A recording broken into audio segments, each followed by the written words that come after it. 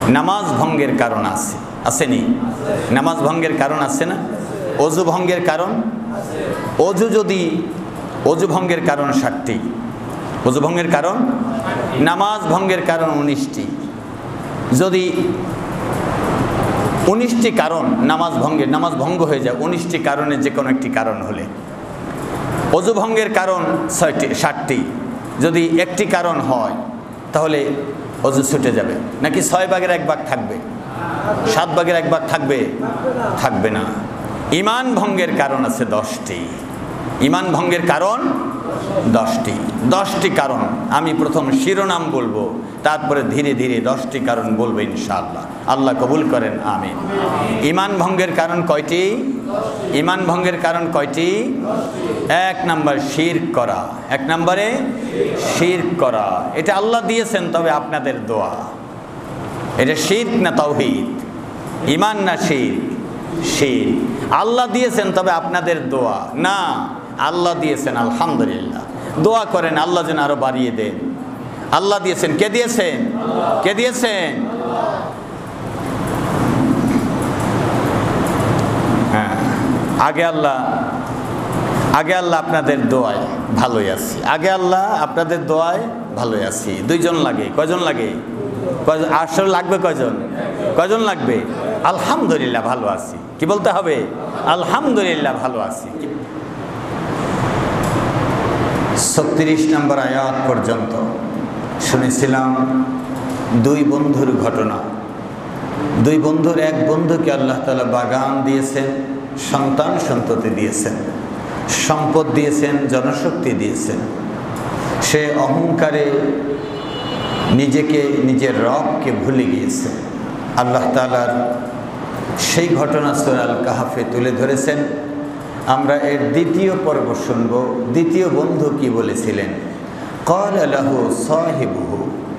2য় বন্ধু তার প্রথম বন্ধুকে, ধনী বন্ধুকে বললেন, ওহুয়া ইউহাওয়িরুহু। কথায় কথায় এক পর্যায়ে তিনি এভাবে বললেন, আকাফারতা বিল্লাযী খালাকাকা মিন তুরাবিন সুম্মা মিন নুতফাতিন সুম্মা সাওয়াকা রাজুলান। তুমি তো তোমার সেই রবকে আবার অস্বীকার করে বসলে না? তুমি যে অস্বীকার করলে। ওই বন্ধু বলেছিল, এই বাগান আমার কখনো শেষ হবে না, চিরস্থায়ী থাকবে। পরকাল কখনো হবে এটা আমার মনের কাছেও নেই। যদি পরকাল হয় তাহলে আমি যে বাগান পেয়েছি এর চাইতে ঝাঁকালো, এর চাইতে সুন্দর, এর চাইতে মনোরম, এর চাইতে বেশি উদ্যান আর সম্পদ আল্লাহ আমাকে দিবেন। তার মানে তার ধারণা ছিল অহংকারে ভরা, নিজেই নিজেকে বড় মনে করেছে। মহান আল্লাহ রাব্বুল আলামিন সে কথা তুলে ধরেছেন। 2য় বন্ধু বললেন, এসব কথা যে তুমি বললা, তোমার মহান স্রষ্টাকে, যিনি তোমাকে মাটি দিয়ে তৈরি করেছেন, ক্ষুদ্র পানিকণা থেকে তৈরি করেছেন, যিনি তোমাকে একজন পূর্ণ পুরুষ হিসাবে, মানুষ হিসাবে রূপ দান করেছেন, তাকে তো অস্বীকার করে বসলে না। শুনো, লাকিন্নাহু আল্লাহু রাব্বি। আমি আমার কথা বলি, লাকিন্নাহু আল্লাহু রাব্বি। আল্লাহ তিনি আমার রব, এটা আমার বিশ্বাস। আল্লাহ আমার রব। ওয়ালা উশরিকু বিরাব্বি আহাদা। আমি আমার রবের সাথে কখনো কাউকে শরীক করি না। আশহাদু আল্লা ইলাহা ইল্লাল্লাহু ওয়াহদাহু লা শারীকা লাহু ওয়া আশহাদু আন্না মুহাম্মাদান আবদুহু ওয়া রাসূলুহু। আবার পড়ুন, আশহাদু আল্লা ইলাহা ইল্লাল্লাহু ওয়াহদাহু লা শারীকা লাহু ওয়া আশহাদু আন্না মুহাম্মাদান আবদুহু ওয়া রাসূলুহু। এই কালিমা যারা পাঠ করে মুমিন, তারা ঈমানদার। আলহামদুলিল্লাহ। সে সূত্র অনুযায়ী আমরাও মুমিন, আমরাও ঈমানের দাবিদার, আমরা ঈমানদার। আল্লাহ তাআলা আমাদেরকে ঈমানে পরিপূর্ণ করে কবুল করেন, আমিন। এ বন্ধু বললেন, আমি আমার রবকে এক মানি, তার শরীক স্থির করি না। ওয়ালাউলা ইজ দাখালতা জান্নাতাকা, তুমি যদি তোমার বাগানে যখন প্রবেশ করলা তখন যদি তুমি কুলতা মাশা আল্লাহ, এ কথা যদি বলতা মাশা আল্লাহ, আল্লাহ যা চেয়েছেন আলহামদুলিল্লাহ, আল্লাহ যা চেয়েছেন তাই দিয়েছেন আমাকে। আল্লাহ ইচ্ছা করলে আরো কম দিতে পারতেন, আরো বেশি দিতে পারতেন। যা দিয়েছেন, কে দিয়েছেন? বাগানে প্রবেশ করে বাগান দেখে খুশি হয়ে বলতে, যদি তুমি এ কথাই বলতে কুলতা মাশা আল্লাহ, তুমি যদি বলতে আল্লাহ যা চাইছেন তাই হয়েছে, আল্লাহ যা চেয়েছেন তাই হয়েছে, কতই না ভালো হতো। এ কথা যদি বলতা, এক নম্বরে তুমি যদি বলতা আল্লাহ যা চেয়েছেন তাই হয়েছে। কে চেয়েছেন? আল্লাহ চেয়েছেন। লা কুওয়াতা ইল্লা বিল্লাহ। দুই নম্বরে তুমি বলতা যে আল্লাহ ছাড়া আর কারো ক্ষমতা নেই। তুমি যদি বলতে লা কুওয়াতা, কোনো ক্ষমতা নেই, ইল্লা বিল্লাহ, আল্লাহ তাআলার ক্ষমতা ছাড়া, আল্লাহ তাআলার ক্ষমতা ছাড়া আর কোনো ক্ষমতা নেই।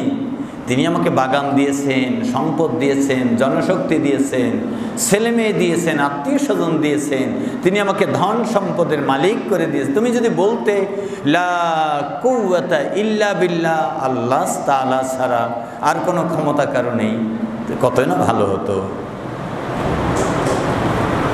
ওয়া ইন তারানি আনা আকাল্লা মিনকা মালাও ওয়ালা ওয়ালাদা, যদিও তুমি তোমার দৃষ্টিতে, তোমার চোখে দেখেছো আমার সম্পদও কম, আমার সন্তানও কম, আমার সম্পদও কম, আমার জনশক্তিও কম, তারপরে তোমার রবের দিকে তাকিয়ে বলা উচিত ছিল সব ক্ষমতার মালিক আল্লাহ, আল্লাহ যা চেয়েছেন তিনি তাই আমাকে দিয়েছেন। সুবহানাল্লাহ। বন্ধুর কত মোলায়েম, কত নরম, কত ঠান্ডা মাথায় উপদেশ, আর তাকে কত সুন্দর পরামর্শ দিচ্ছে।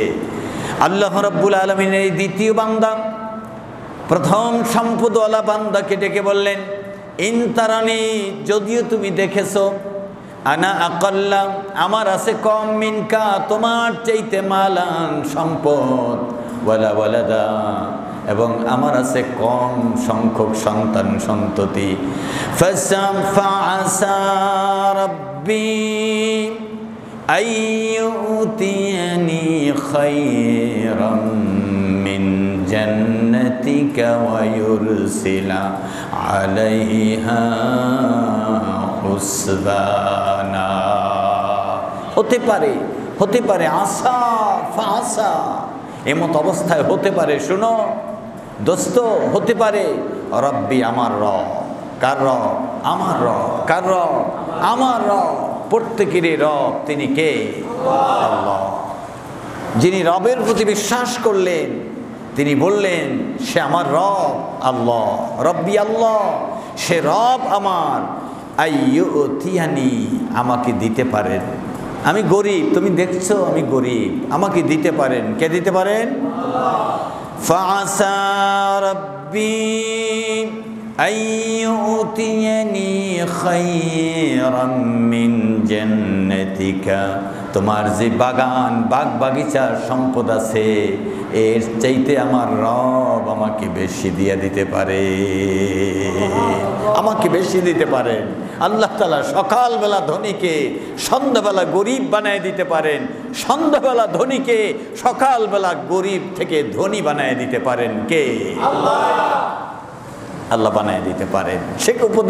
সে উপদেশ আল্লাহ তাআলা এখানে দিয়েছেন আমাদেরকে। যেমন রব তেমন তার বক্তব্য। উত্তপ্ত মরুময়, গরমে তপ্ত সারা দেশ। গত রাতের একটার সময় বাতাস নেই, শব্দ নেই, ঝপঝপ বৃষ্টি শুরু হয়েছে, পুরা কেরানীগঞ্জ ভিজে চুপচুপা। সারাদিন পানি নেই, কোথাও পানি নেই। গেটের সামনে সন্ধ্যার পরে, লোহার গেটের সামনে, বাহিরের বাউন্ডারি গেটে ধপ ধপ শব্দ হচ্ছে। চিন্তা করলাম কে, মনে হয় বাচ্চারা অথবা কোনো লোক এসেছে। গেটে গিয়ে দেখি কেউ না, কুকুর সামনের 2 হাত দিয়ে গেটের উপরে বাড়ি দিচ্ছে। তার মানে গেট খুলো, পানির পিপাসা লাগছে। পুরা এলাকায় পানি নেই, পুরো এলাকায় পানি নেই।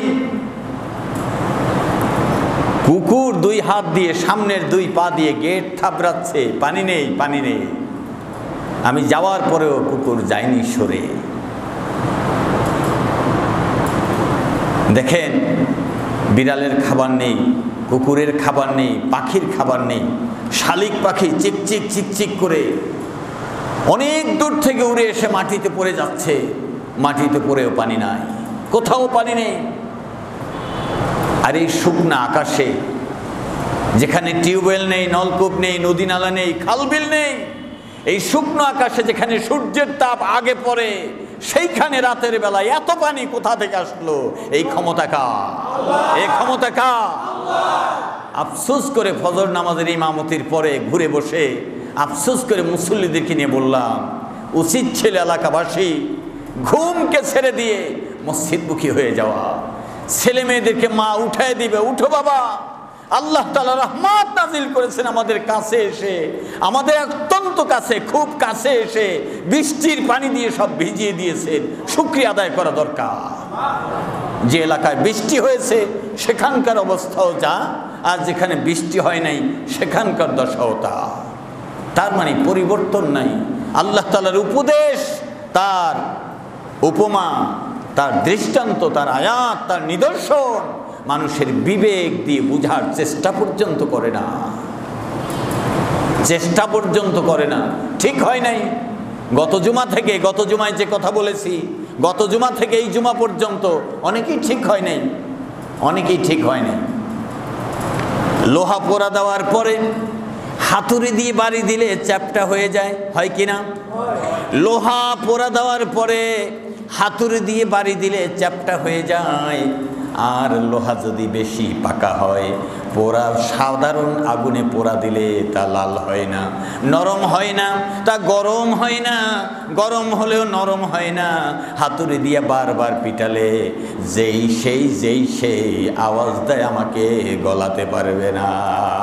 মনে হয় লোহার চাইতে হৃদয়টা শক্ত হয়ে গেল, পাষাণ হয়ে গেল, পাথরের চাইতে কঠিন হয়ে গেল। কেন মানুষ পরিবর্তন হয় না? কেন মানুষ যে আল্লাহর কাছে চায় না? মানুষ মনে করেছে দুনিয়াটাই স্থায়ী, আল্লাহর কাছে তার চলে যেতে হবে না। হবে কিনা? হবে কিনা? যেতে হবে কিনা? হবে, যেতে হবে। কিন্তু এই বিবেক মানুষের কোথায়? বিবেক মানুষের কোথায়? বিবেকটা কোথায় মানুষের? বিবেকটা কোথায়? আল্লাহ রাব্বুল আলামিন বলছেন, এই বন্ধু যখন বললেন ফাআসা রাব্বি আইয়ুতিয়ানি খায়রাম মিন জান্নাতিকা ওয়া ইউরসিলা আলাইহা হুসবানাম মিনাস সামা ফাতুসবিহা সাঈদান সালাকা। রব্বুল আলামিন বলছেন, ও বন্ধু তুমি কি ভেবেছো? বন্ধু তুমি কি ভেবেছো? তোমার এত বড়াই এমন, তোমার এত বড়াই কেন? তোমার এত অহংকার কেন? তোমার রব তো ইচ্ছা করলে এই আকাশ থেকে আপদ বিপদ চাপিয়ে দিয়ে নাজিল করে তোমার এই মাটিকে লতা পাতা শূন্য করে দিতে পারে। আল্লাহু আকবার। তৃণলতাহীন, ফসলহীন, গাছপালাহীন, ফল ফুলহীন, গাছ ছাড়া সবুজ বনবনানি তোমার উজাড় করে দিতে পারেন। তার মানে বাগান আর বাগান থাকবে না, মাটি আর মাটি থাকবে। আল্লাহ তাআলা বলছেন, ওই বন্ধু তাকে উপদেশ দিল, ফাতুসবিহা, পরিণতি আল্লাহ এইভাবে করতে পারেন, সাঈদান যালাকা, তোমার মাটি ছাড়া কিছু থাকবে না। আমাকে আল্লাহ বাগান দিতে পারেন, তোমার চাইতে সুন্দর বাগান, আর তোমাকে আল্লাহ তাআলা আকাশ থেকে ওয়ায়ুরসিলিস সামা, আকাশ থেকে নাজিল করতে পারেন হুসবানান, বিপদ আপদ, এইরকম আপদ নাজিল করতে পারেন, বিপদ নাজিল করতে পারেন যে তোমার এই মাটিটা সাইদান সাইদান ঝালাকা, এটা প্রাণী শূন্য, সবুজ শূন্য, গাছপালা তৃণতা শূন্য, খালি শুকনা ঠনঠনা মাটি থাকবে। আল্লাহু আকবার। উপদেশ কত শক্ত করে দিলেন। আও ইউসিন আও ইউসবিহা মাউহা গাওরান ফালান তাস্তাতিয়া লাহু তালাবা। পানির অভাবে যখন তোমার গাছপালাগুলো শুকিয়ে যাবে, সুবহানাল্লাহ, পানির অভাবে যখন তোমার গাছপালাগুলো শুকিয়ে যাবে, সবুজ ঘাস শুকিয়ে যাবে, ফল ফলাদি সব শুকিয়ে যাবে, সবুজ পাতা সব নিঃস্ব হয়ে যাবে, তখন তুমি আমার রব যদি মাউহা গাওরা, পানি শূন্য করে দেন, পানির স্তর নিচে নামিয়ে দেন, তুমি তখন ফালান তাস্তাতিয়া লাহু তালাবা, দুনিয়ার সব মানুষের সহযোগিতা নিয়েও পারবে না ওই পানি নিচ থেকে তুমি খুঁজে উঠাতে। সুবহানাল্লাহ। বলছেন বন্ধু, তুমি এত অহংকার আর গৌরব করো কেন? তুমি রবের সাথে তো নাফরমানি করে বসছো না?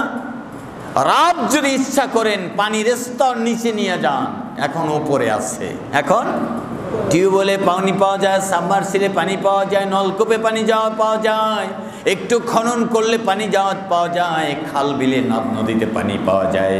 বন্ধু বন্ধুকে বলছেন এই পানির মালিক আল্লাহ, তিনি যদি এই পানির স্তর নিচে নামিয়ে দেন, তুমি তখন হাজারো চেষ্টা করলে ফালান তাস্তাতিয়া লাহু তালাবা, তলব করে ডেকে ডেকেও ওই পানির স্তর তুমি উপরে উঠাতে সক্ষম হবে না। সুবহানাল্লাহ। ওই পানির স্তর তুমি উঠাবার ক্ষমতা রাখো না। অতএব তুমি যে পানি পান করছো, তোমার গাছপালা সবুজ আর সতেজ আছে, এটার মালিক কে? এটা কার ক্ষমতা? আল্লাহর ক্ষমতা। এটা আল্লাহর ক্ষমতা।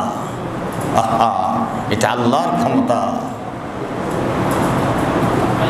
আপনি তো কোনোদিন কাঁদেন না যে আল্লাহ পানি দাও পানি দাও। আলেম ওলামারা ডেকে নিয়ে মাঠে নিয়ে তারপর কান্নাকাটি করে, দেখছেন না? আলেম ওলামারা আপনাদেরকে ডেকে নিয়ে, আমাদেরকে ডেকে নিয়ে মাঠে নিয়ে দোয়া করে আল্লাহর কাছে। আপনি তো কোনোদিন কাঁদেন না, আপনি তো কোনোদিন বললেন না হুজুর আসেন, হুজুর আসেন দোয়া করি, পানি কেন হচ্ছে না, পানি কেন নাই, বৃষ্টি কেন নাই, বিপদ কেন সারে না, জালিম কেন যায় না, প্রতারক কেন যায় না, ইসলাম বিদ্বেষীরা কেন সরে না, হুজুর দোয়া করেন। হাতে ব্যথা হয়েছে, পায়ে ব্যথা হয়েছে, হার্টের সমস্যা হয়েছে, কিডনিতে সমস্যা হয়েছে, তখন দোয়া চান, তখন ব্যথা পান। সারা দুনিয়ায় মুসলমানরা মজলুম হয়ে আছে, ইসলাম কুণ্ঠাসা হয়ে আছে, কোরআন অপমানিত লাঞ্ছিত হয়ে আছে, কুণ্ঠাসা হয়ে আছে, নিচু হয়ে আছে। সেখানে আল্লাহর কথাকে ধুলাই মিলিয়ে দেওয়ার চেষ্টা করা হচ্ছে। সেই সময় তো আপনার দোয়া করা উচিত, সেই সময় কান্নাকাটি করা উচিত, সেই সময় এগিয়ে আসা উচিত, ঐক্যবদ্ধ হয়ে বলা উচিত হুজুর আসেন, কি করা যায়। আল্লাহ রাব্বুল আলামিন বলছেন وَأُحِيطَ بِثَمَرِهِ فَأَصْبَحَ يَقَلِّبُ كَفَّيْهِ عَلَى مَا أَنفَقَ فِيهَا وَهِيَ خَاوِيَةٌ। রব্বুল আলামিন বলছেন, এই কথাবার্তার পরে দুইজন যার যার বাড়িতে চলে গেলেন। দ্বিতীয় দিন বন্ধু সকালবেলা বাগানে এসে দেখে সব উলট পালট হয়ে গেছে।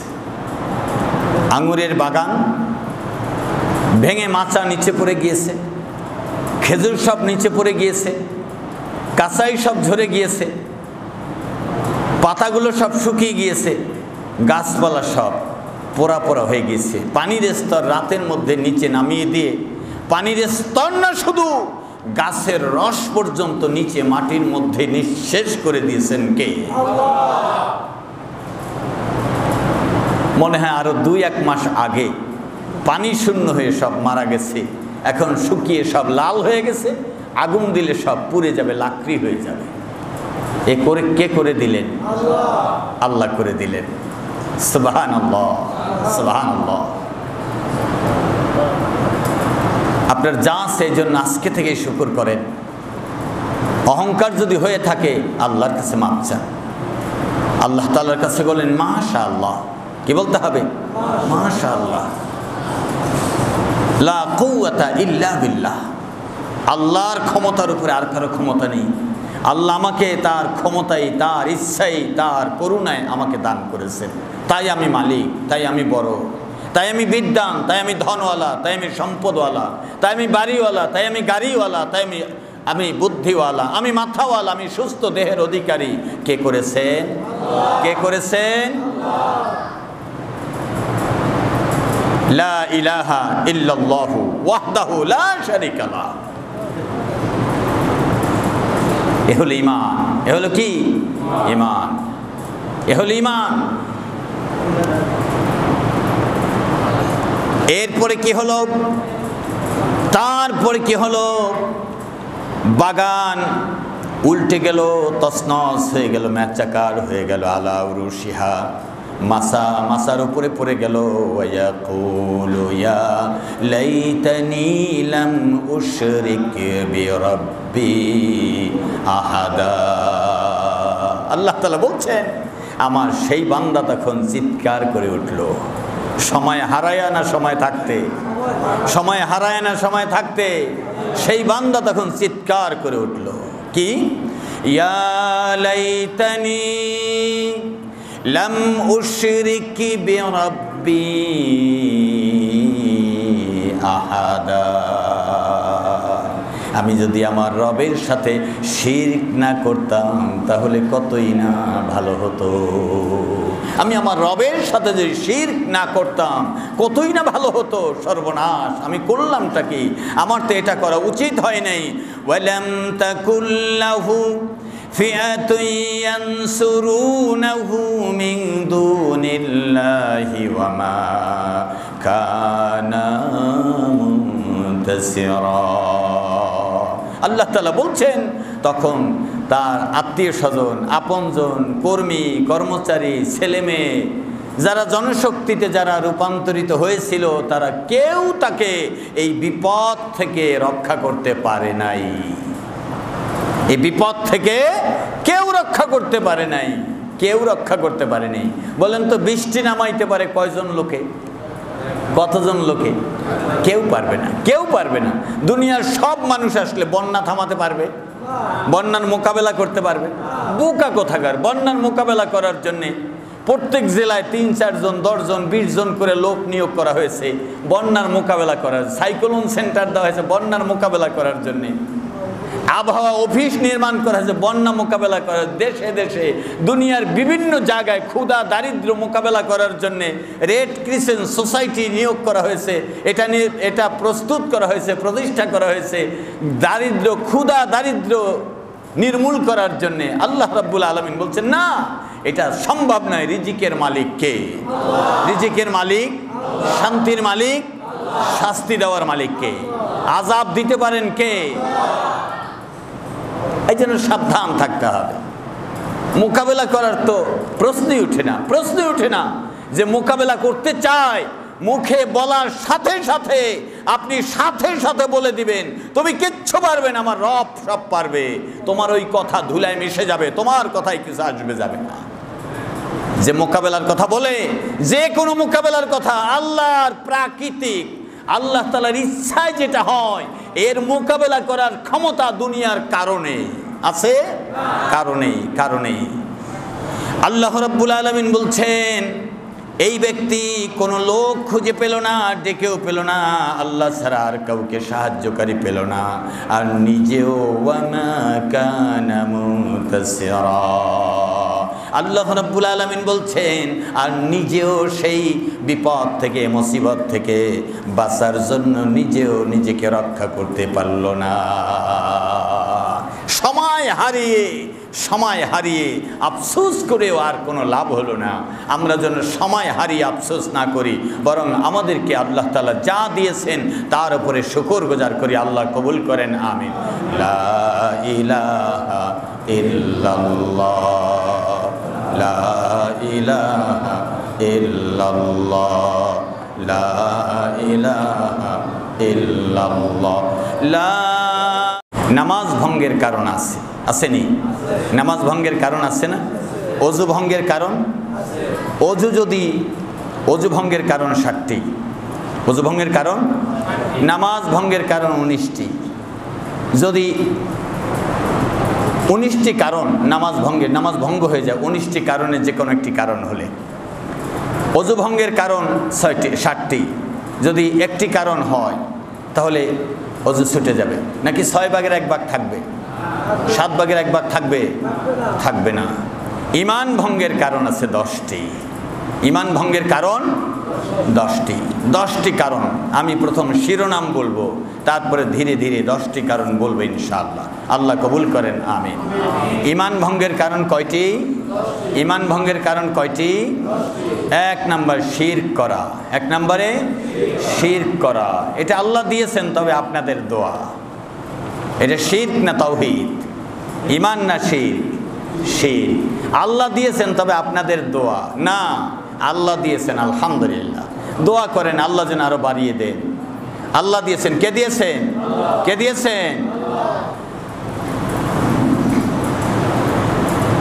হ্যাঁ, আগে আল্লাহ আপনাদের দোয়ায় ভালোই আছি, আগে আল্লাহ আপনাদের দোয়ায় ভালোই আছি। 2 জন লাগে। কয়জন লাগে?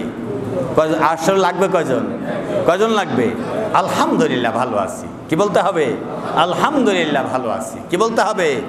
আলহামদুলিল্লাহ ভালো আছি, ভালো আছি। তাহলে শিরক করা যাবে না, শিরক করা যাবে না। শিরক হলো ঈমান নষ্ট হয়ে যায়। শিরক কি কি এটা জানার চেষ্টা করতে হবে। শিরক ঈমান নষ্ট হয়ে যায়। গাছকে পূজা করা, গাছ পূজা করা, গাছের কাছে ধর্ণা ধরা, পাথর পূজা করা, মূর্তি পূজা করা, দেবতা পূজা করা, এগুলো কি? শিরক। এটা 12 মাসে 13 পূজা আছে হিন্দু ধর্মে। 12 মাসে 13 পূজা। এক এক মূর্তির এক এক মাসে পূজা, এক এক মূর্তির এক এক মাসে পূজা। যদি 12 মাসে 13 পূজা হয়, এক মূর্তির বছরে কয়বার পূজা? একবার।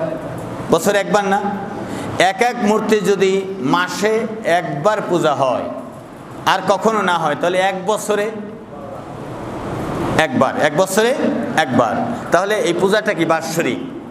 যদি কোনো ভাস্কর্য এটা বছরে একবার সেলুট দেওয়া হয়, এটা কি হবে তা জানি না।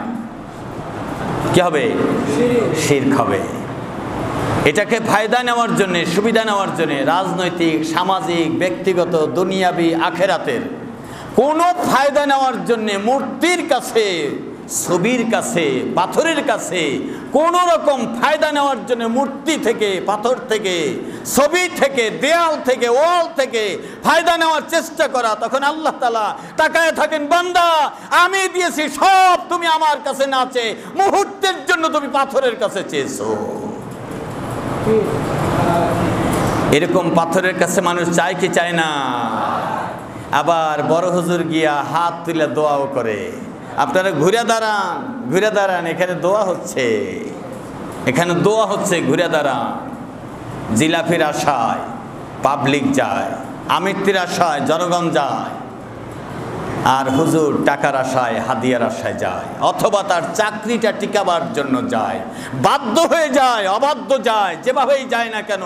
আল্লাহ রাব্বুল আলামিন বলেন, তোমাকে যদি কেউ হত্যাও করে ফেলে শিরকে পা দিবে না, কারণ শিরক করলে ঈমান নষ্ট হয়ে যাবে। শিরক করলে ঈমান নষ্ট হয়ে যাবে, শিরক করা যাবে না। হাতে এটা কি? লাল ফিতা। কি ফিতা? লাল ফিতা। কেন এটা? বললো আমার ভাই গিয়েছিল শাহজালালের মাজারে, বলছি একটা হাদিয়া নিয়ে এসো। তা একটা হাদিয়া নিয়ে আসছে। যাক, আল্লাহর অলির বরকতে যদি আল্লাহ বিপদ আপদ থেকে রক্ষা করে, তা খারাপ কি, ভালোই তো। এটা তেমন কিছু না, নামাজ কালাম তসবিহ তাহলিল সবই তো আল্লাহর জন্য করছি। তো এই ফিতাটা, লাল সুতাটা হাতে বাঁধা আছে, এটা শিরক। এটা কি? এটা শিরক। এটা কি? এটা শিরক। এইটারও কিছু ক্ষমতা আছে, আবার বাকি ক্ষমতা সব আল্লাহ। তাহলে কয়জন হলো? 2 জন হলো। এটা শিরক, এটা করা যাবে না, এটা করা যাবে না। এটার ভিতরে কোনো ফায়দা নেই। ফায়দা দেওয়ার মালিক কে? আল্লাহ। আল্লাহ।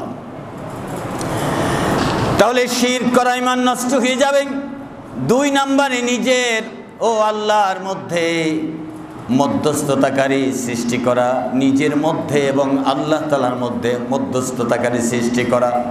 3 নম্বরে কাফের মুশরিকদেরকে কাফের মনে না করা, কাফের মুশরিকদেরকে কাফের মনে না করা। ইসলামের বিধান বলেন, নবী বলেন, সাহাবীরা বলেন, উলামায়ে কেরাম বলেন, কোরআন হাদিস বলে যারা কাফের তারা কাফের, যারা মুশরিক তারা কাফের, যারা মুনাফিক তারাও কাফের। আল্লাহ রাব্বুল আলামিন বলেন যারা কাফের তাদেরকে যদি কেউ কাফের মনে না করে, মনে করে এদের মধ্যেও কিছু থাকতে পারে, আল্লাহ রাব্বুল আলামিনের ওই বান্দা ঈমান নষ্ট হয়ে যাবে। কাফের ও মুশরিকদেরকে যারা যারা পূজা করে, আল্লাহ রাসূলকে অস্বীকার করে, কোরআন হাদিসকে অস্বীকার করে, পরকালকে অস্বীকার করে, মূর্তি দেবতাকে পূজা করে, আল্লাহ রাব্বুল আলামিন বলেন এরা কাফের। যারা কাফেরকে কাফের মনে করে না এরাও ঈমান নষ্ট হয়ে যাবে। যদিও টুপি থাকে, যদিও জুব্বা থাকে, যদিও পাঞ্জাবি থাকে, যদিও তার তাসবিহ থাকে জবানে, তো সেই ঈমান নষ্ট হয়ে যাবে। 4 নম্বর হলো নবীজির ফয়সালার তুলনায় অন্য কারো ফয়সালাকে উত্তম মনে করা, নবীজির বিচারের তুলনায় অন্যের বিচার উত্তম মনে করা, নবীজির শাসনের তুলনায় অন্যের শাসন উত্তম মনে করা, নবীজির রাজনীতির বিষয়ে চিন্তা করলে তার চাইতে উত্তম রাজনীতি আমাদেরটা যদি কেউ মনে করে তার ঈমানটা ছুটে যাবে। নবীজির রাজনৈতিক জীবন থেকে, নবীজির ধর্মীয় জীবন থেকে, নবীজির ফয়সালা থেকে, নবীজির সিদ্ধান্ত থেকে, বিচার কার্য থেকে যদি আমাদেরটা উত্তম মনে করি, আমাদের কারোটা যদি উত্তম মনে করি, তাহলে তার ঈমান নষ্ট হয়ে যাবে। কি হয়ে যাবে? ঈমান নষ্ট হয়ে যাবে। তার মানে অজুতে অজু ভঙ্গের কারণ 7টি, যেমন একটা যদি ছুটে যায় তো অজু পুরা ছুটে যাবে। আর যদি কেউ কোনো ব্যক্তি এই ঈমান ভঙ্গের কারণের এইটা যদি কেউ মেনে নেয় যে আল্লাহ রসুলের ফয়সালার তুলনায় অমুকের ফয়সালা, অমুক দলের সিদ্ধান্তটা ঠিক, তাহলে আল্লাহ তাআলা রসুল সাল্লাল্লাহু আলাইহি ওয়াসাল্লাম হাদিস এবং আল্লাহর কোরআন প্রমাণ করে তার ঈমান নষ্ট হয়ে যাবে। 5 নম্বর হলো নবীজির আনিত কোনো বিধান, নবীজির আনিত কোনো বিধান যদি কেউ অপছন্দ করে, নবীজির আনিত, নবীজির কাছে অবতীর্ণ কোনো বিধান যদি কেউ অপছন্দ করে, ঈমান নষ্ট হবে। 6 নম্বরে দিনের কোনো বিধান নিয়ে যদি কেউ কটাক্ষ করে, দিনের কোনো বিধান নিয়ে কটাক্ষ করে, পর্দা নিয়ে, নামাজ নিয়ে, রোজা নিয়ে, হজ নিয়ে, জাকাত নিয়ে, দিনের কোনো বিধান নিয়ে, চুরির বিধান নিয়ে, ডাকাতির বিধান নিয়ে, চুরির বিচার নিয়ে, ডাকাতির বিচার নিয়ে, বেবিচারের বিচার নিয়ে, জায়গা জমিনের বিচার নিয়ে কেউ যদি উক্তি করে, কটাক্ষ করে, কেউ যদি মন্তব্য করে, বিরূপ প্রতিক্রিয়ার প্রকাশ করে, তার ঈমান নষ্ট হয়ে যাবে। কেউ যদি জাদু করে তার ঈমান নষ্ট হয়ে যাবে। 8 নম্বরে মুসলমানদের বিরুদ্ধে মুশরিকদেরকে যদি কেউ সাহায্য সহযোগিতা করে, কোনো না কোনোভাবে মুমিনদের বিরুদ্ধে কেউ যদি অমুমিনদেরকে, তার মানে মুশরিকদেরকে, কাফেরদেরকে সাহায্য সহযোগিতা করে, তাহলেও তার ঈমান নষ্ট হয়ে যাবে। ঈমান নষ্ট হয়ে যাওয়ার 9 নম্বর কারণ হলো কাউকে দিন ও শরীয়ত ইসলামের ঊর্ধ্বে মনে করা। যদি মনে করে ইসলামের সব বিধান মানে না, তবে পাগল তো আল্লাহওয়ালাও হইতে পারে। ইসলামের সব বিধান মানে না, তবে পাগল তো আল্লাহওয়ালাও হইতে পারে, বলা যায় না। সালা যেহেতু আছে, আবার যেহেতু বড় জটও আছে, তা আল্লাহওয়ালা হইতে পারে, বলা যায় না। কার ভিতরে কি আছে বলা যায় না। আল্লাহ রাব্বুল আলামিনের ইসলাম, আল্লাহর কোরআন, আল্লাহ রাসূলের বিধান বলে শরীয়তের বিধান নাই, শরীয়তের বিধান ছাড়া এর চাইতে উত্তম পথ ও পন্থা যদি কোনো ব্যক্তি মনে করে আছে, তাহলে তার ঈমান নষ্ট হয়ে যাবে।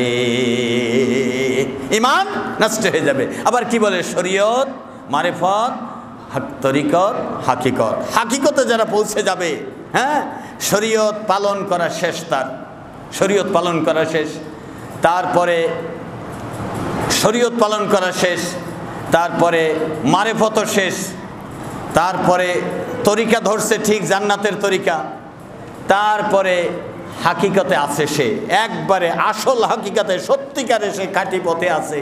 যদি কেউ মনে করে এই শরঈ বিধান, নামাজ, রোজা, হজ, যাকাত, পবিত্রতা, পাক পবিত্রতা, হালাল হারাম, সংসার, ছেলে মেয়ে, স্ত্রী, বাবা মা, ভাই বোন, আত্মীয় স্বজন, এগুলো বাদ দিয়ে ভিন্ন একটা রাস্তা, এমন একটি মারেফতের রাস্তা যা ওই লোকটা পেয়ে গেছে, ইসলাম বলে সেই ব্যক্তির ঈমানটা নষ্ট হয়ে গেছে। যদি কেউ মনে করে এইটা ইসলামের চাইতে উত্তম পথ, যারটা নষ্ট হওয়ার তারটা হইছে।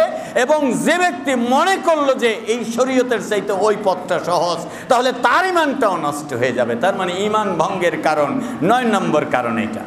10 নম্বর কারণ হলো দিন থেকে বিমুখ হয়ে যাওয়া, ইসলাম থেকে সরে যাওয়া, ইসলাম বাদ দিয়ে অন্য কিছু মেনে নেওয়া।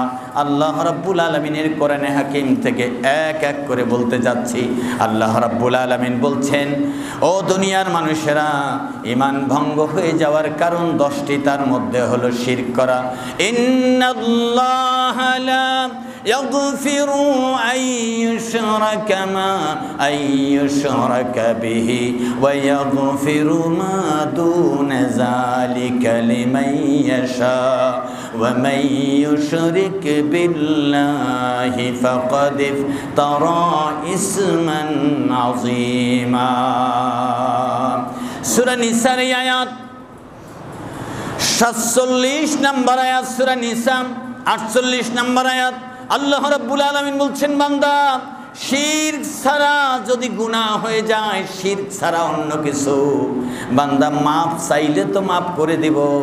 এমন গুনাহ আছে তোমার মাপ চাওয়ার আগে আমি আল্লাহ মাপ করেও দিতে পারি। শিরক ছাড়া, শিরক জঘন্যতম গুনাহ, এই গুনাহ মাপ হয় না। তবে গুনাহ মাপ করানোর জন্য কঠিনভাবে তওবা করতে হয়, কঠিনভাবে তওবা করতে হয়। আর কোনোদিন করব না, আর করব না, মনে মনে ঠিক রাখবা আবারও করব সুযোগ পাইলে। তাহলে কি মাপ হবে? মাপ হবে না, বরং কঠিনভাবে তওবা করতে হবে। আল্লাহ রাব্বুল আলামিন বলেন এটা সবচেয়ে বড় গুনাহ, জঘন্যতম অপরাধ। ইন্নাহু মান ইউশরিক বিল্লাহি ফাকাদ হারামাল্লাহু আলাইহিল জান্নাতা ওয়া মাওয়াহুন নার। এখানে সূরা মায়েদা 72 নম্বর আয়াত, রব্বুল আলামিন বলছেন, যেই ব্যক্তি শিরক করলো, ফাকাদ হারামাল্লাহু আলাইহিল জান্নাহ, আল্লাহ তাআলা তার জন্য জান্নাত হারাম করে দিয়েছেন। বলেন এই লোকের ঈমান আছে না গেছে? আছে না গেছে? আল্লাহ রাব্বুল আলামিন বলেন, যেই ব্যক্তি শিরক করলো, ফাকাদ হারামাল্লাহু আলাইহিল জান্নাহ, ওই ব্যক্তির জন্য আল্লাহ জান্নাত হারাম করে দিয়েছেন। জান্নাত হারাম করে দিয়েছেন মানে এই লোক শিরক অবস্থায় আল্লাহর জান্নাতে যাবে না। এরপরে বলে দিয়েছেন জান্নাত হারাম হলে কি হবে? ওয়া মাওয়াহুন নার ওয়া মা লিয-যালিমিনা মিন আনসার। এই জালিমের ঠিকানা হবে জাহান্নাম। এই জালিমকে কেউ সাহায্যের জন্য এগিয়ে আসবে না, তাকে কেউ সাহায্য করবে না। জালিম মানে আল্লাহর সাথে জুলুম করেছে, আল্লাহর সাথে জুলুম করেছে। বলেন আকাশ কার? আমরা কি জুলুম করতে পারি? আর একজনকে দিতে পারি? আকাশ কার? নাকি ফেরেশতাদেরও আছে? আকাশ কার? জমিন কার? নাকি নবীদেরও এক ভাগ আছে? নবীদের আছে। এই জমিন কার? আমরা কার? আমাদের হায়াত মৌতের মালিক কে? আমাদের উপকার করতে পারেন কে? আমাদের ক্ষতি করার ক্ষমতা আছে কার? তাহলে এই ভাগের মধ্যে কাউকে আমরা বসাতে পারি না। আল্লাহর জমিনে বিধান চালাবার ক্ষমতা আছে কার? এখানে ক্ষমতা কাউকে আমরা ভাগ বসাতে পারি? যদি ভাগ বসাই, আল্লাহ তাআলা বলেন আমার ক্ষমতাকে ওরা ছিনিয়ে নিয়ে আমার প্রতি জুলুম করে ওর দাদাকে বসাচ্ছে, নাতিকে বসাচ্ছে, নানাকে বসাচ্ছে, খালা খালুকে ভাগ দিচ্ছে, এটা আমার উপরে জুলুম করলো। আল্লাহ রাব্বুল আলামিন বলছেন, ওয়া মা লিয-যালিমিনা মিন আনসার। এসব জালিম যারা আমার সাথে জুলুম করলো, আমার সীমানা যারা ঠেলে ঠেলে নিয়ে আর একজনকে বসালো, ওই জালিমদের জন্য কোনো সাহায্য হবে না। এ হলো সূরা মায়েদা ৭২ নম্বর আয়াত। সূরা মায়েদা ৭২ নম্বর আয়াত। কত সহজ কথা, সোজা কথা। এরপরে আল্লাহ রাব্বুল আলামিন বলছেন, নিজের মধ্যে এবং আল্লাহর মধ্যে মধ্যস্থতাকারী নির্মাণ করা, এটা ঈমান নষ্ট হয়ে যাওয়ার দ্বিতীয় কারণ। নিজের মধ্যে আল্লাহ তাআলার মধ্যে মধ্যস্থতা ঈমান নষ্ট হয়ে যাওয়ার দ্বিতীয় কারণ। আল্লাহ তাআলা বলছেন, ওয়ায়াবুদুনা মিন দুনিল্লাহি মা লা ইয়াদুররুহুম ওয়া লা ইয়ানফাউহুম ওয়া ইয়াকুলুনা হাউলাই শুফাউনা ইনদাল্লাহ। রব্বুল আলামিন সূরা ইউনূসের 18 নম্বর আয়াতে বক্তব্য দিয়েছেন, তোমরা যার ইবাদত করো সে তো আল্লাহকে বাদ দিয়ে যার ইবাদত করো, যার হুকুম মানো, তার যার বিধান মানো, যার বিধান মেনে তুমি খুশি আর সন্তুষ্ট হও, যার অমান্য করলে তোমার মন খারাপ হয়, যার বিরুদ্ধে বললে তোমার মিজাজ খারাপ হয়, আল্লাহর বিপক্ষে বললে তোমার ভালো লাগে, এইরকম যে তুমি তার ইবাদত শুরু করে দিয়েছো, সে তো তোমার উপকার করতে পারবে না, ক্ষতিও করার ক্ষমতা রাখে না। বরং তুমি চিন্তা করো যে ওই ব্যক্তি আর ওই বুজুর্গ অথবা ওই দেবতা সে আল্লাহর কাছে আমার সুপারিশ করতে পারবে। যেমন পীর, ওলি, আউলিয়া, দরবেশ মানুষ মানে, তারা কি করবে? আল্লাহকে বাদ দিয়ে তার তরিকা শুরু করেছে, আল্লাহ রসুলের তরিকা বাদ দিয়ে। ভাই, আল্লাহর হুকুম মানতে হবে কার তরিকায়? কার তরিকায়? আল্লাহর হুকুম মানতে হবে কার তরিকায়? রসুলের তরিকাতে। চিশতিয়া তরিকাটা, তার তরিকা তো আর একটা আছে। রসুলের তরিকা 1, চিশতিয়া তরিকা 2, তা সাবরিয়া তরিকা তাহলে 3, নকশবন্দিয়া তাহলে 4, মুজাদ্দিদিয়া তাহলে 5। আরে তরিকা তো আপনি বললেন আল্লাহর হুকুম মানবো রসুলের তরিকায়, তো এখন আবার কি বলতেছেন? এখন কি বলতেছেন? এক এক জায়গায়, এক এক ঘাটে ঘাটে এক একজন বসে আছে, সেই জায়গায় বসে তারা মজবুত হয়ে আছে, সেই জায়গায় তারা মজবুত খুঁটি গেড়ে আছে।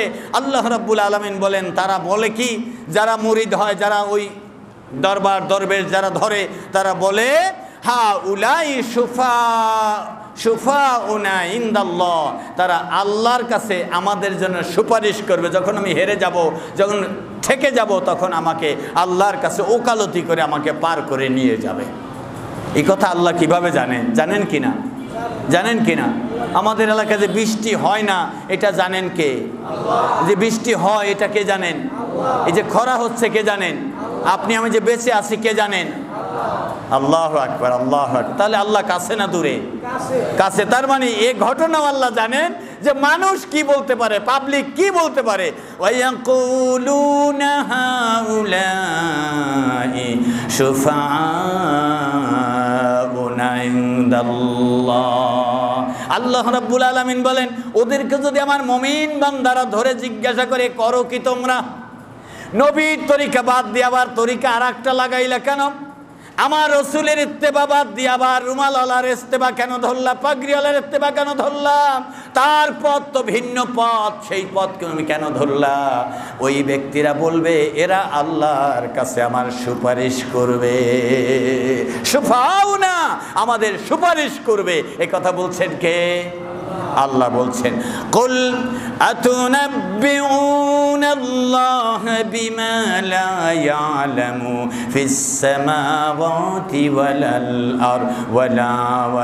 আরদ। আল্লাহ রাব্বুল আলামিন বলছেন, ও বোকারা, তোমরা যারা বলছো তারা সুপারিশ করবে, তারা পথ দেখাবে, তারা তোমাদেরকে পক্ষে কথা বলবে, শাফাত করবে, তোমরা কি আসলে ব্যাপারটা কি? নবীজি আপনি বলে দেন, কি বলে দিবেন?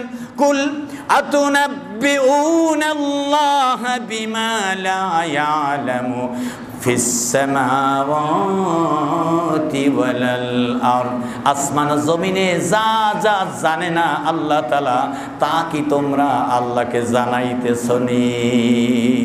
আসমান জমিনে অনেক কিছুই আল্লাহ জানেন না, সেইগুলো তোমরা তোমাদের দরবার থেকে জ্ঞানের মাধ্যমে, বুদ্ধির মাধ্যমে, তোমাদের অভিজ্ঞতা যোগ্যতার মাধ্যমে আল্লাহকে জানাইতেছো। আসলে বিষয়টা এইরকম? আসলে এইরকম? আল্লাহর জানার বাইরে আছে?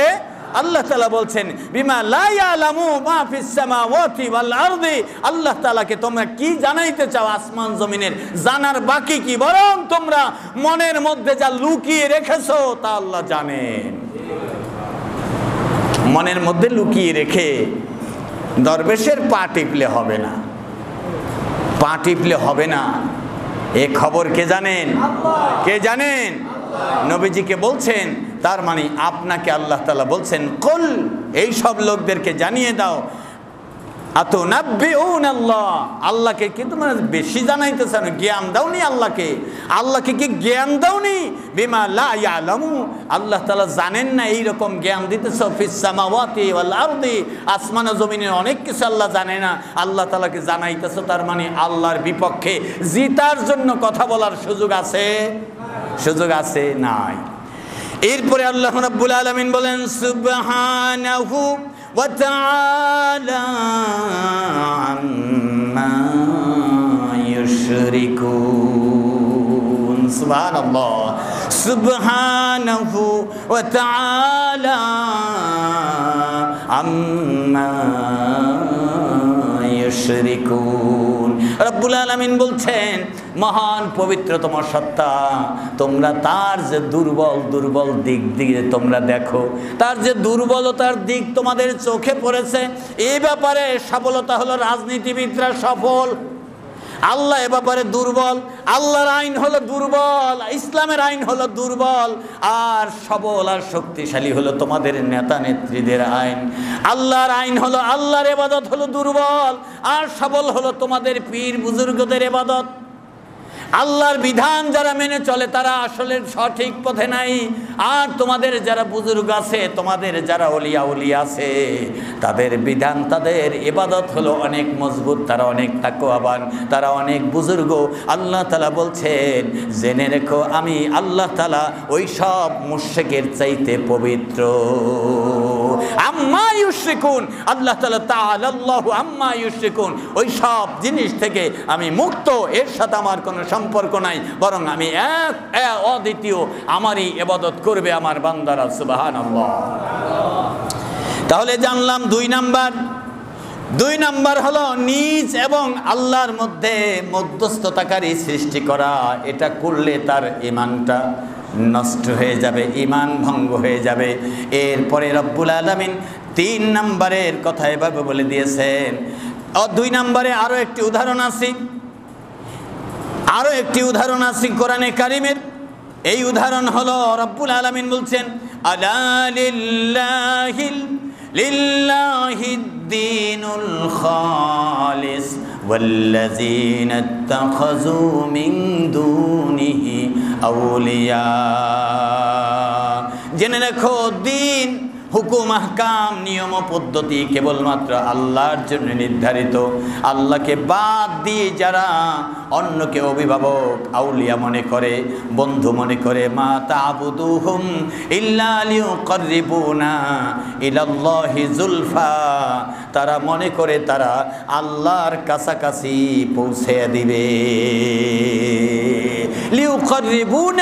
লিউকাররিবুনা ইলাল্লাহি যুলফা, আল্লাহ তাআলা বলেন ওরা মনে করে এরা ওলি আউলিয়া, নেতা নেত্রী, এরা আমাদেরকে আল্লাহর কাছে পৌঁছে দেবে। আমরা দান সদকা করব, আমরা রাস্তাঘাট বানাবো, আমরা চালু করব, আমরা দুনিয়ার মধ্যে ভালো কাজ চালু করব। আল্লাহ তাআলা বলেন এরা মনে করে যে এই লোকগুলো আমাদেরকে আল্লাহর কাছে পৌঁছে দিতে সাহায্য করবে। আল্লাহ রাব্বুল আলামিন বলেন না, আমার বিধান মানলেই আমার কাছে পৌঁছতে পারবে, আমার চাইতে সুন্দর বিধান দিয়েও আমার কাছে পৌঁছার কোনো রাস্তা নাই। এই ব্যাপারে সাবধান থাকতে হবে। আল্লাহ রাব্বুল আলামিন আমাদেরকে কবুল করেন, আমিন। আল্লাহ কবুল করেন, আমিন। 3 নম্বর হলো মুশরিক ও কাফিরদেরকে কাফির মনে না করা।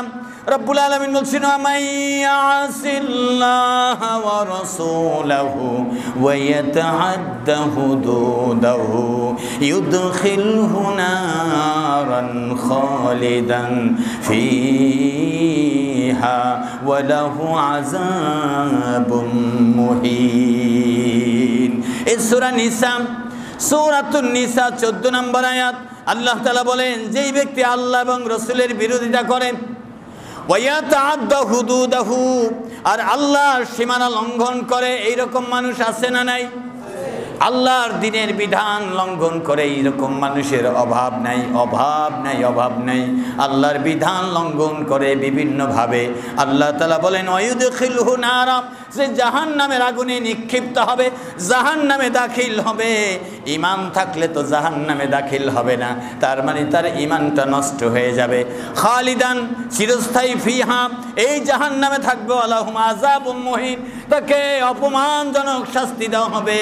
আল্লাহ বলেন, রসুল বলেন, কোরআন বলে, হাদিস বলে, আপনি যদি ওই লোকগুলোকে ভালো মানুষ বলেন, ওই লোকগুলোর বেশভূষার বক্তব্য দেখে সালাম কালাম মারহাবা ইনশাল্লাহ শুনে যদি ভালো মানুষ মনে করেন, আপনারও ঈমান নষ্ট হয়ে যাবে। আল্লাহর সীমানা লঙ্ঘন করেছে এই লোক, আল্লাহ রসুলকে অমান্য করেছে, আল্লাহ রসুলের বিধানকে লঙ্ঘন করেছে, প্রকাশ্য দিবালোকে আল্লাহ রসুলের বিপক্ষে কাজ করেছে, ইসলামের বিপক্ষে কাজ করেছে। এই লোককে যদি আপনি মুমিন মনে করেন, তাহলে আপনারও ঈমান নষ্ট হয়ে যাবে।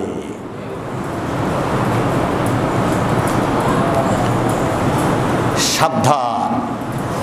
ঈমান নষ্ট হয়ে যাওয়ার চতুর্থ কারণ হল আল্লাহ রাব্বুল আলামিন এবং তার রাসূলের ফয়সালার তুলনায় অন্য কারো ফয়সালাকে উত্তম মনে করা। আল্লাহর ফয়সালা হলো আবারও ঘুরে আসতে হয়, ইন্নাদ-দীনা ইনদাল্লাহিল ইসলাম। আল্লাহর ফয়সালা হলো আমার জীবন ব্যবস্থার নাম ইসলাম, আমার জীবন বিধানের নাম ইসলাম, আমার মানব জাতির শান্তি অশান্তির সব মূলে নিহিত ইসলাম। দুনিয়ায় কল্যাণ, পরকালে নাজাতের জন্য আমার ইসলাম, আমার ইসলাম, আমার ইসলাম। কার ইসলাম? আল্লাহ তাআলার ইসলাম। আল্লাহ রাব্বুল আলামিন বলছেন, এই জীবন বিধান দিলাম আমি, এর উপরে আমার সন্তুষ্টি, আমি তোমাদের নাম রেখে দিলাম মুসলমান। সুবহানাল্লাহ।